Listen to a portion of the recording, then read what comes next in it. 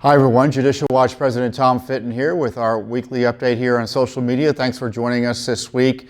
A lot of news to talk about, a big update on the Kavanaugh confirmation circus, I think is the best way to call it. Plus, Judicial Watch has a new big Spygate lawsuit, and there's been a new court hearing set on the Clinton email scandal. Again, Judicial Watch is the only game in town when it comes to pressing for justice in that area. But first up, the Kavanaugh confirmation process, which, as I've pointed out to you repeatedly, has been turned into a circus by leftists who want to destroy the Kavanaugh nomination and basically upend his confirmation. I was honored to be able to attend the hearing this week. It was yesterday, actually, on the Hill concerning Kavanaugh and these latest allegations by this Dr. Ford against him. I was able to get a ticket from the committee, and there were only a few seats available, so it was great that I was able to get in and represent you, our supporters, and just sit there and watch as I said, the circus. To take you back a little bit, it was quite a day on the Hill yesterday. The left-wing protesters were swarming the various Senate office buildings when I entered the building. They were in the center of one of the major Senate office buildings conducting an illegal protest. They were illegally hanging out in various hallways and stairwells, which served not to promote their First Amendment views, but to intimidate attendees of the hearing and the senators and their staff. I can tell you that's the feeling one gets when you're in these types of situations. But I went and attended the hearing. And the beginning of the hearing, I can tell you, was about as tense as a situation as I've ever been in. You have all these people in a relatively small room waiting for the testimony to begin. So it was high tension and high drama. It was emotional. It was outrageous, given the attacks on Kavanaugh that took place that day. And in the end, it really didn't advance the issue in the sense that we didn't get any additional information other than details about Democrat corruption that we didn't have the day before the hearing. Dr. Ford testified. Many people thought she was credible. She sounded to me, sitting there in the hearing, I could only see the back of her head, remember. She seemed sincere that she thought something had happened to her and that Kavanaugh was behind it. The problem that she has, and she didn't satisfy the questions in this hearing, was that there was no corroborating evidence that this incident, which took place 35 years ago and has been used to try to derail his confirmation. 35 years ago. No one can support her allegations that either the party ever even took place. She didn't tell anyone about this issue until 20 years after the fact, or 20 plus years after the fact. And I can tell you that it looks like, in the least, her accusations were dishonestly handled by Senator Feinstein and the Democrats that she contacted. She didn't contact the Republicans, she contacted the Democrats on the committee, which suggests that there was a political issue here.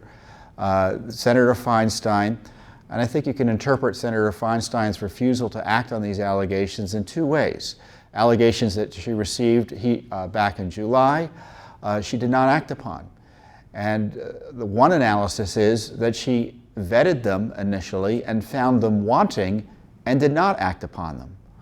Or, secondly, the other option is that she held on to them purposely till after the confirmation hearings ended, and just to use them to try to blow up the process.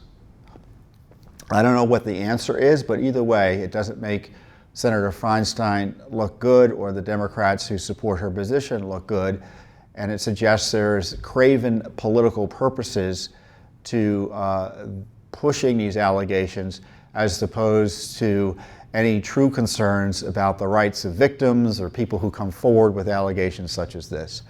And the other problem that the witness had was some questions about her credibility that I noticed sitting there in the hearing. It's pretty clear she flew pretty regularly, and she suggested, and her lawyer suggested, that she wouldn't be able to fly because she was nervous. And the whole issue is that back and forth with the committee about how she could be interviewed, whether she could fly to Washington, and suggesting she couldn't fly to Washington because she's a nervous flyer. Well, it turns out that's probably not the case. She flies when she needs to. So either her lawyers were playing games or she was playing games.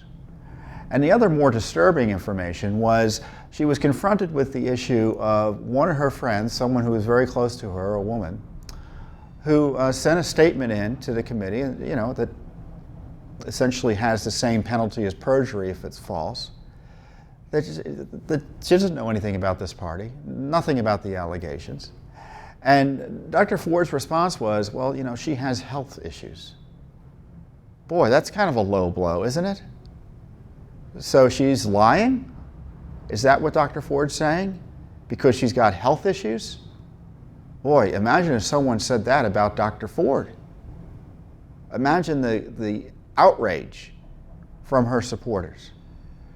And I tell you, sitting in that hearing, it's distressing to see, to put it charitably, the behavior of the Democrats. Obviously, they were very deferential to Dr. Ford, which is fine. The Republicans didn't want to ask her much in the way of questions, no questions at all. They had a special prosecutor ask her questions, someone expert in investigating these types of allegations. And I know a lot of people criticized her because she wasn't aggressive enough, and it wasn't the sort of aggressive Senate questioning that they expected from a lawyer. But my analysis is that she was trying to figure out, given her experience investigating these types of allegations, what type of witness this was. Were her allegations credible? And so she was asking questions around that within the constraints the committee made for her, which was she had to ask questions for 5 minutes, stop, let the Democrat speak for 5 minutes, they come back, she had another 5 minutes of questions. So she couldn't get a pattern and a rhythm going, but she was trying to figure out what this witness was about. And she did the same in some respects with Kavanaugh, although the Republicans were willing to question Kavanaugh more closely. And of course, Judge Kavanaugh did a fantastic job in his opening statement, expressing the outrage personally that he has for the denigration of his character, the smearing of him, the destruction of his family. Because this is not about Judge Kavanaugh, this is about his family. They're not out to destroy Kavanaugh. They don't care about the splash damage.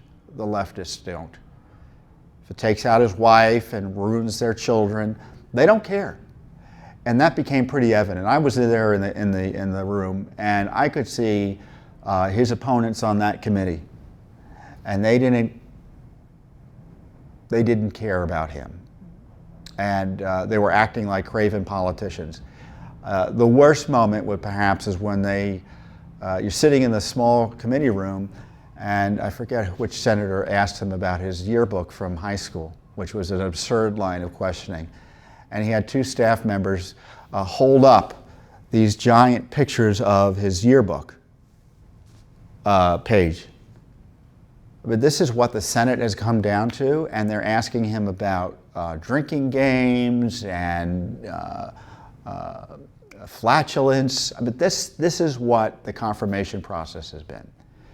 And I've never thought a public hearing was necessary in response to these allegations. I don't know what this woman's about. I don't believe Kavanaugh did anything like she alleges. I'm not sure what happened to her. There's really no way of knowing, given the lack of corroboration, what happened. So as a result, you can't destroy a man's career, prevent someone from going on to the Supreme Court, in my view, very fairly, based on these barest of allegations from an incident that happened 35 years ago. Now, I know there's other stuff out there that, frankly, is just smears. I'm not even going to address them. I'm not going to address them because they are really smears. So this is the game the left has decided to play. You know, there's usually a high hurdle to oppose nominees.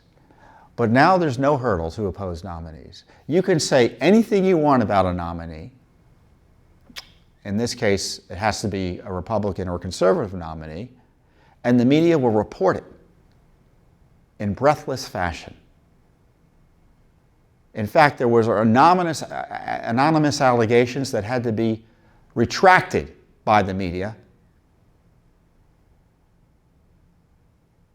It got so bad. The media was just reporting outright anonymous allegations against Mr. Kavanaugh. No backup from anonymous sources making outrageous claims against him. So you can't blame Judge Kavanaugh for being outraged as he was.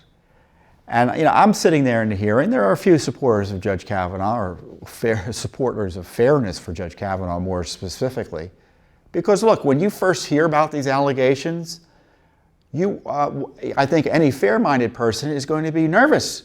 Oh my gosh, I hope this isn't true about Judge Kavanaugh. But we got to figure out if it's true quickly so we can move along. And that wasn't what Senator Feinstein did. They sat on it for weeks. In fact, they questioned Judge Kavanaugh. This came out yesterday. While having this in their back pocket, they never asked him about it. Senator Feinstein provided a recommendation, her staff, for one of the lawyers representing this person. So it shows you, to a degree, anything new came out yesterday.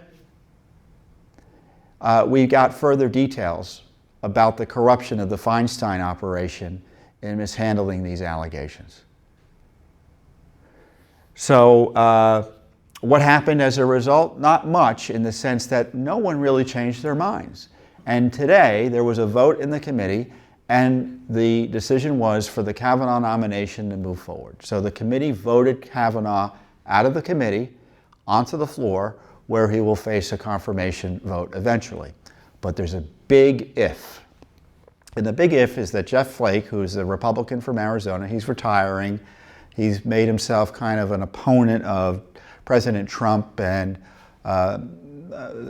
not exactly a team player for some Republican or conservative issues. But the Republicans don't have many votes in the Senate, so they need every vote they can get. So they needed Jeff Flake's vote to help them get out of committee. They're going to need Jeff Flake's vote on the Senate floor. They're going to need the vote of Senator Murkowski and Senator Collins, maybe Senator Corker from Tennessee. So they have to be solicitous of these senators who, for whatever reason, and we may disagree what reasons why they ought not to need more information, want more information. So Senator Flake conditioned his vote on voting him out of committee on requesting an FBI investigation that would last no longer than a week. So he wanted another week for the FBI to take a look at this. So as a result, again, they don't have any choice because Senator Murkowski, I think, agreed with Jeff Flake. Now, Jeff Flake, the senator from Arizona, made this request after he was assaulted. The left won't tell you he was assaulted, but he was assaulted in the Senate. He's in an elevator. At least one or two women and others confront him in the elevator and yelled at him for several minutes in a way that he was not able to leave comfortably, very threatening, and it was assault. You look at it, you can decide whether you think it was assault or not. But if you were put in a corner like that, I have to hand it to Jeff Flake for handling it as well as he did. But others may not have handled it as well, and they would have been within their rights to try to get out of that situation, because it looked to me to be dangerous. And afterwards, then he said, I want another vote. I want a promise that there'll be an FBI investigation. You know, I'm not as angry about that as you might think. I'm frustrated, but not angry. Why am I frustrated? Because I never thought it was inappropriate to have the FBI interview Dr. Frank and Brett Kavanaugh about these allegations. But it should have been done weeks ago, or it could have been done last week. Now to wait after the hearing, after the committee vote, Senator Grassley requested, as a result of Jeff Flake's request, that the president authorized the FBI to reopen a supplemental background investigation into Judge Kavanaugh. Now, to investigate, quote, credible allegations against him. And the president granted that request. And this has just happened within the last hour or two. But there are no credible allegations against Judge Kavanaugh. With all due respect to Dr. Ford, she may be sincere in her beliefs about what happened, but they're not credible in the sense they can't be corroborated. And there's not much to investigate when you don't remember when something took place, where something took place. And we now know there are witnesses who have gone on the record under penalty, as I say, of something similar to perjury. You can't lie to Congress. Said that they don't remember the party happening the way they did. So presumably the FBI, to the degree they take this seriously at all and would investigate it at all, can quickly do interviews of the witnesses, Kavanaugh, Dr. Ford, this friend who is alleged to have been in the room, Mr. Judge, the alleged other people who may have been at the party. That can be done in a heartbeat. Could be done by tomorrow. These other allegations where Kavanaugh is accused of doing terrible things, they're not credible. They shouldn't be investigated. Other than asking Judge Kavanaugh, did you do X or did you do Y?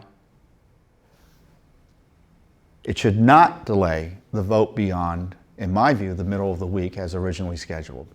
So if I were the Senate, I don't know what they're going to do. It may be changing as we have right now. They were supposed to begin the process to get it to a final vote by late Tuesday or early Wednesday. I think the FBI can do its investigation and in time for that final vote. Now, if they need 2 or 3 more days, I guess it's not the end of the world. But I tell you what, this is a continued abusive process of Judge Kavanaugh. What's been done to Kavanaugh by the left is outrageous. And the Senate's got to decide whether it's going to be run by the rule of law, respect for our constitutional norms, or whether it's going to be anarchy and mob rule, where the most base allegations, anything goes to try to destroy a confirmee that the left doesn't like. That's the test for the Senate. And I'm glad, for instance, that Senator Lindsey Graham, it's interesting because you're in these hearings and the cameras don't show you this, but Lindsey Graham was very active. He's going to be the chairman of the committee next year, assuming Republicans retain control of the Senate. And he must be seeing a horrible future for his committee that is charged with making sure that good judges get on the bench. Because he probably sees anarchy if this is allowed to be the new rule, the new norm. And that's why I think he's upset, in addition to, I think, being justifiably upset about the way Judge Kavanaugh, who by all accounts is a good man, by all accounts is a good man, the way he's been harmed and treated. And in my view, the Senate owes Judge Kavanaugh an apology, and one good beginning to that apology would be to vote him in to the Supreme Court. Now, I've said it once and I'll say it again. You've got to let your senators know what you think about what's going on with Judge Kavanaugh. Call your senators at 202-224-3121, 202-224-3121. And I want you to take a step back because you think that the left would have you believe they just want the facts. They don't want the facts. They want to stop Judge Kavanaugh, and they'll do anything necessary to do it. They've shown that. Cory Booker, the Judicial Watch, filed a complaint against his improper rule-breaking release of confidential information about Judge Kavanaugh. Remember, he said, I am Spartacus. This might be my I am Spartacus moment, that absurd, laughable comment. Well, because he doesn't like Kavanaugh and he's correct, he can break the rules and show contempt for the rule of law. Rules, by the way, that if he's found liable for breaking would require his expulsion from the Senate. So it's into that mess we sent Judge Kavanaugh again, based on these barest of allegations that did not warrant a hearing, at least a public hearing. There's no reason the committee couldn't have handled this in the ordinary course, in private, which would have protected the accused, Judge Kavanaugh, and any accuser. But that wasn't the game plan here. So what's going to happen with the FBI investigation? I suspect it's just going to be another mess, in the sense that the left is going to do what it can to expand the investigation to all the crazy allegations out there, including anonymous allegations. They probably wanted to have they want it to be a Mueller Special Counsel Part 2. Indeed, Dr. Ford's lawyers, again, the lawyer recommended by Senator Feinstein, that is providing her pro bono legal representation, have said they don't want arbitrary deadlines. So they don't want her to testify to the FBI next week. That's how I interpret that. But this is a real outrage. This is a real outrage, the way Kavanaugh is being treated. It's terrible that, let's say Dr. Ford is upset about something that happened to her in the past, but there's nothing to support her allegations against Judge Kavanaugh other than her own memories from something that supposedly happened 35 years ago. Nothing. No other evidence she can point to other than the fact that she told others after Judge Kavanaugh became prominent, in the sense a high-profile public figure who was in the news because he was a judge.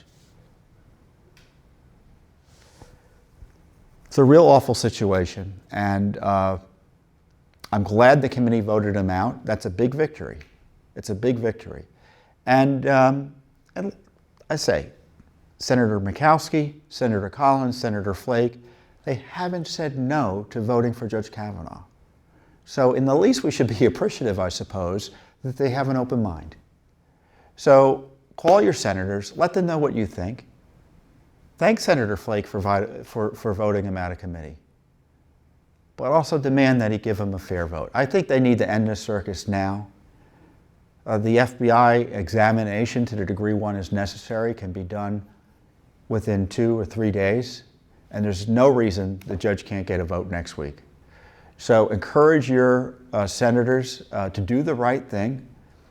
And if you don't like Judge Kavanaugh, or you were convinced that he shouldn't be on the Supreme Court, we are still a free country, at least. And you can call your senators one way or another. But this is a major issue.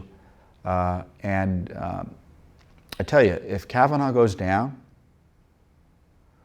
as the judge mentioned in his hearing yesterday, we will reap the whirlwind. Our republic will be harmed if Judge Kavanaugh does not make it to the Supreme Court because of this circus-like, show trial, abusive sham of a process. So we'll see what happens, but you've got to be active as much as you can be as a citizen over the next several days as the Senate continues to consider Judge Kavanaugh's confirmation. But in the meantime, there's another big scandal. And I was thinking about this. In many ways, the left's attack on Judge Kavanaugh is just the other side of the coin of the left's attack on President Trump. Unfounded political allegations based on the minimal of evidence, pushed through government abuse, accusing him of the worst type of treason without foundation, resulting in an unneeded investigation, an abusive process because they don't like him. And Congress is trying to get records out, Judicial Watch is trying to get records out, and we've talked about the declassification fight, but there are other things to be done because there are other aspects of the scandal that is so widespread that you think the dossier is the only issue? No, it's not just the only issue. Because the other key issue was the Spygate issue. What's Spygate? Which is the tasking of informants and spies by the FBI and who knows what other government agencies, I mean CIA, I mean maybe the Defense Department, targeting the Trump team. And Judicial Watch is investigating that. we have filed a Freedom of Information Act lawsuit against the Defense Department over contracts it provided to Stephen Halper, who's been associated with this Spygate effort. What Halper did was he went abroad and tried to ensnare or entrap, depending on how you define it, George Papadopoulos and Carter Page and one other guy, J.D. Gordon, I think, into providing some admissions against that they were somehow involved with the Russians and concluding with the Russians. And money was being offered, all sorts of nefarious things. And it was all because the FBI sicked this man on these Trump people abroad. And you know why he did this abroad? Because it would have been illegal to do it here at home. That's how outrageous this scandal is. Because the laws and the regulations of the executive branch prevent spying on domestic political opponents. But you can do pretty much whatever you want under the foreign powers of the executive abroad. So that's why they sent Stephen Halper abroad to try to spy on and inform on the Trump campaign. What an outrageous abuse of power. So you have the Senate investigating Judge Kavanaugh's yearbook, yet we had a spy operation targeting the incoming, the candidate for President of the United States, and who knows, probably the President of the United States, it looks like. And most of Congress yawns at it. Shows you how decrepit this town is and how distorted its priorities are. But Judicial Watch, again, is doing the heavy lifting. And we've filed a lawsuit against the Defense Department because Stephen Halper was a big contractor at the Defense Department. He received, according to our analysis of government records thus far, a total of a little over $1 million for 4 contracts that lasted from May 30th to 2012 to March of 2018. More than $400,000 of the payments came between July 2016, oh, isn't that interesting, around the time he was spying on the Trump team, and September of 2017. So he was paid during the Trump administration. Now we're representing someone else, Adam Lovinger, who was a former official at the Defense Department who worked in the office that provided these contracts, and he raised questions about what Halper was up to. He didn't know he was doing this operation on behalf of the FBI, but he did see the size of these contracts, and he wanted to know what the heck was he being paid for. And in retaliation, it looks like, our client, Adam Lovinger, had his security clearance pulled. So this is the concern I have. You've got the CIA embroiled in this, the NSA embroiled in this, the CIA embroiled in this, the FBI embroiled in this, and now it looks like the Defense Department, in my view, I think we're going to find, I don't know if we'll find it through this FOIA, but we're going to put pressure to get the truth out through this FOIA, this new federal lawsuit, that the Defense Department was used as a cutout for these other agencies to allow Halper to go and spend money on spying.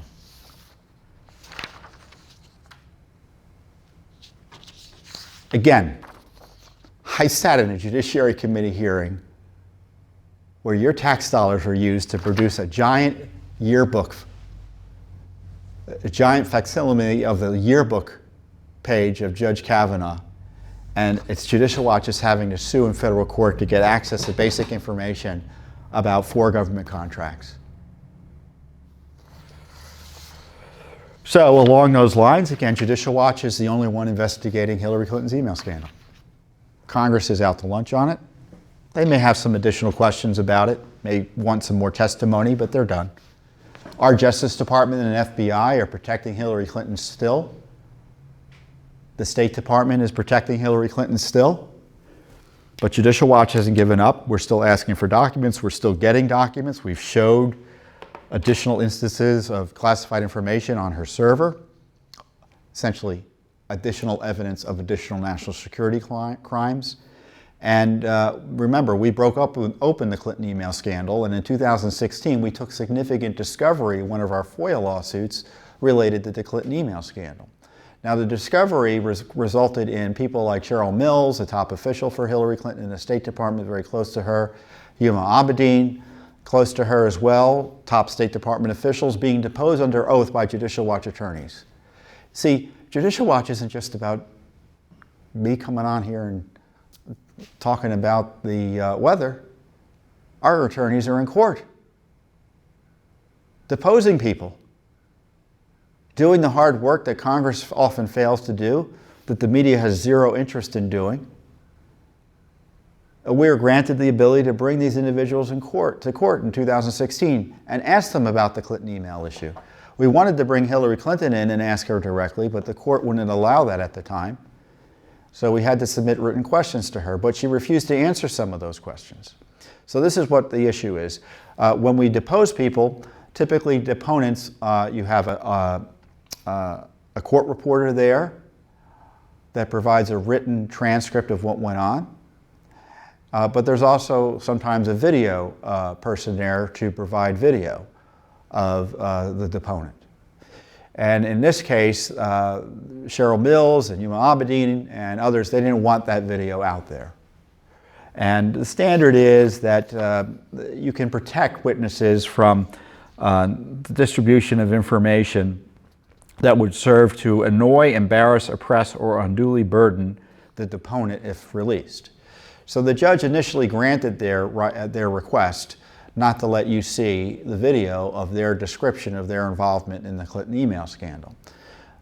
So we subsequently went back and asked the court to release that material. We also went back to the court and asked Judge Sullivan, Judge Emmett Sullivan here in the District of Columbia, we asked him to require Hillary Clinton to answer questions she refused to answer, specifically, if I recall correctly, that she did not want to answer questions about why she continued to use and conducted used personal devices and her email system despite warnings from security officials. She didn't want to answer that question. And I think there were, 3 total questions along those lines. And so that was a motion to compel. That's what the lawyers call it. We wanted to compel her testimony there. So it's been some time since we asked for that, and the court recently set a hearing for October about those issues. And just yesterday, the court entered the following order, which is interesting. Well, first of all, he was unable to look at Cheryl Mills' video. I guess he's evaluating whether to release them, and he's watching the videos. So he wanted us to give him another copy of the video, or the parties to give him another copy of the video. And this is the interesting part. Let me see. The court further directs the Department of State, Ms. Mills, and any other deponent, arguing that the audiovisual recordings of their deposition should remain under seal, to file supplemental pleadings pointing to specific parts of the depositions that would annoy, embarrass, oppress, or unduly burden the deponent if released. And he cites the federal law or federal rule that has that language. Such supplemental pleadings shall be filed no later than October 17th and shall include references to relevant timestamps. So he wants to know specifically on the video what's bothersome if it got out to the deponents here. And this is the other interesting thing. The Department of State should also clarify that whether it opposes unsealing all audiovisual deposition testimony or specific audiovisual depositions. Now recall, there's more than one deposition here at issue.